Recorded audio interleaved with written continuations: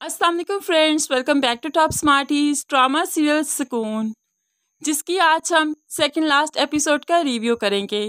आयमा तो डॉक्टर बन गई, अपनी मंजिल तक पहुंच ही गई, तो ऐना आयमा को देख देख थोड़ा सा परेशान है कि उसकी ज़िंदगी ट्रैक पर नहीं है। इसीलिए तो वो एक दिन आयमा से कहने लगी, पता नहीं मेरे नसीब की सख्ती कब ख़त्म होगी, ज़िंदगी तमाशा बनना कब बंद करेगी, मैं तो अब थक चुकी हूँ इस ज़िंदगी से।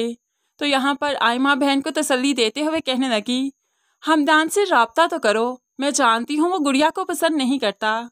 जैसे ही तुम छोड़कर आई थी, अगर वो गुड़िया में इंटरेस्टेड होता तो ज़रूर वो उससे शादी कर लेता। मुझे तो समझ नहीं आती है ना, तुम क्यों हमदान भाई को गुड़िया की तरफ धकेल रही हो, जबकि वो तुम्हारे होकर रहना चाहते हैं।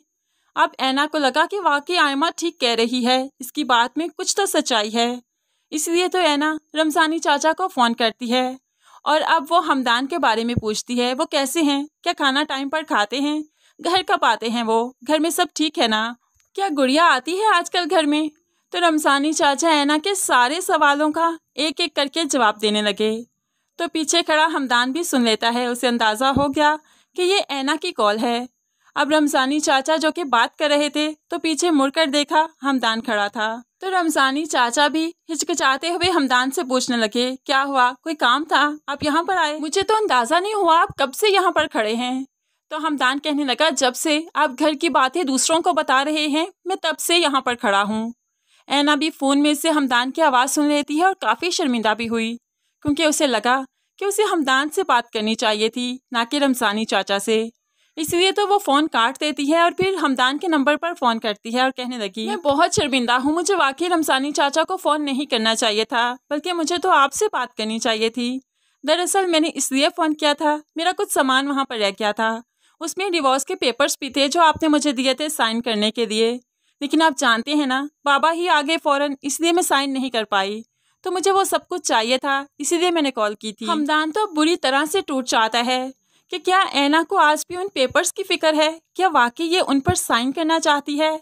इसलिए तो वो टूटे हुए दिल के साथ ऐना के कमरे जाता है ताकि वहां जाकर सब कुछ देख सके। तो वहां पर टेबल पर पड़े हमदान को पेपर्स भी मिल गए और साथ में डायरी भी, डायरी जो कि ऐना हमदान के लिए लिख रही थी कि उसे ये तलाक नहीं चाहिए, बल्कि वो हमदान को चाहने लगी है, उससे मोहब्बत करने लगी है और उसे अपनी ज़िंदगी में आगे लेकर चलना चाहती है। हमदान ये सब कुछ देखकर खुश भी होगा और हैरान भी कि आखिर इसे फिर क्यों डिवोर्स पेपर्स चाहिए, जबकि ये मुझसे मोहब्बत करने लगी है। फिर हमदान की कश्मकश आकर रज़ा भी दूर करता है और रज़ा कहने लगा, मैं गया था ऐना के पास अपनी मोहब्बत की भीख लेकर, मुझे लगा था कि वो मुझे अपना लेगी, लेकिन अब मैंने जाना कि वो तुम्हें चाहती है, वो तुम्हें बहुत चाहती है, प्लीज़ उसे मत ठुकराना, वो बहुत अच्छी है। जो गलती माजी में मैंने की, मैं नहीं चाहता कि वो गलती तुम भी करो। अगर तुम उसे छोड़ भी दोगे तो वो अपनी ज़िंदगी में किसी और मर्द का इंतखाब नहीं करेगी, उसके लिए तुम काफ़ी हो, वो तुमसे बहुत इंस्पायर है। उसने मुझे खुद कहा कि उसे तुम्हारे रूप में एक मर्द का बहुत हसीन रूप देखने को मिला, इसलिए प्लीज़ उसको मत छोड़ो, उसकी कदर करो। अब यहाँ पर रज़ा ने जो सब कुछ हमदान को बताया तो हमदान की आंखें भी नम हो गई, इसलिए तो उसने ठान ली है कि वो ऐना को ज़रूर मनाने जाएगा और ऐना को अपनी ज़िंदगी में वापस ले ही आएगा।